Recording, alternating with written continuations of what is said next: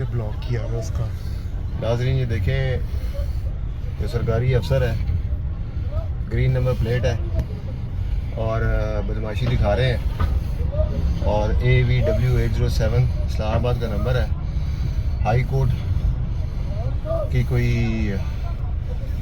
जो है वो बंदे हैं और बदमाशी दिखा रहे हैं, उसको मार रहे हैं, ठीक है।